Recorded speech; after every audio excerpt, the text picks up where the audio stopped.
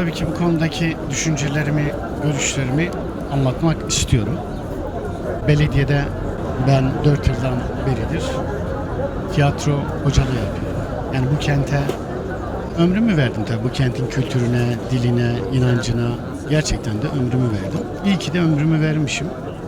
Bir daha dünyaya gelsem yine aynı şeyi yapardım diye düşünüyorum. Ama tabii bu 4 yıllık süreç zarfında bugünlerde şöyle bir talihsizlik gerçekleşti. Belediyeye atanan kayyum benimle birlikte 4 arkadaşın da işine son verdi. Bu 4 arkadaştan bir tanesi de müzik öğretmenliği yapan Zeynep. Zeynep'in de 4 yıldan beri çok büyük emeği var. Burada çocuklar yetiştiriyor. Bağlama kursu, işte koro, hem Türkçe hem Zazaca Kırmançki. Bir emek, bir gaye, bir çaba içerisinde. Onun da işine son verildi. Yani burada kültür bölümündeki bizler bu kentin yani sosyal hayattan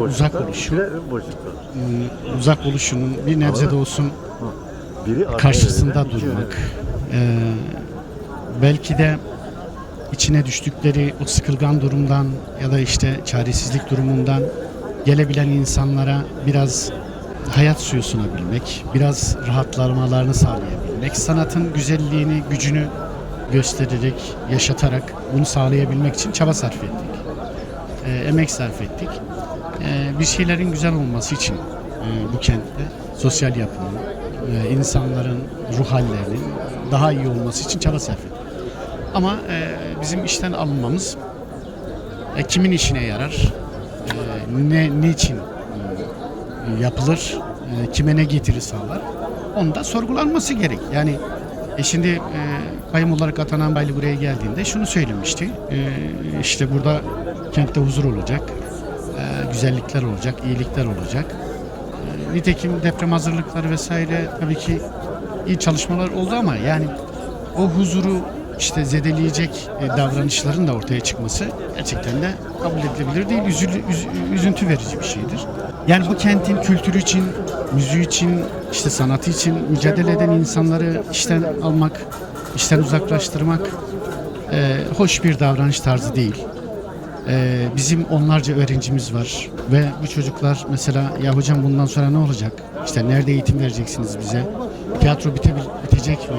Şimdi bizim bir hem Türkçe tiyatro grubumuz var, hem Zazaca tiyatro grubu, Kırmançki tiyatro grubumuz var.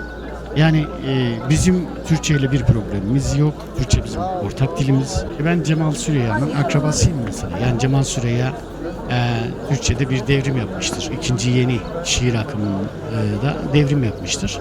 Ondan sonra benim mesela 8 tane kitabım var. 6 tanesi Türkçedir. 2 tanesi Zazaca Kırmançki'dir. Kimsenin Türkçe ile bir derdi yok. Ama bizler de yani takdir edilir ki kendi ana dilimiz bu. İlk ekmeği istediğimiz, ilk suyu içtiğimiz, ilk konuşmaya başladığımız, ilk harfleri kullandığımız, ilk ağladığımız, ilk gülmeye başladığımız bir dildir ana dilimiz. Ve ana dil haktır ya. Haktır ya. Yani ana dil bir iyilik için lütfedilmez. Bu senin doğuştan annenin dili ya. Yani senin annenin dili, babanın dili. Bu senin en büyük hakkındır. Mesele bu. İşte o insanların, kursiyerlerin umutsuzlaştırılması, umudunu kaybetmesi, yitirmesi bizi de derinden üzüyor. Sadece ben bunu halkın vicdanına havale ediyorum. Yani hiç hoş olmamıştır ve hiç iyi olmamıştır. Teşekkür ederim.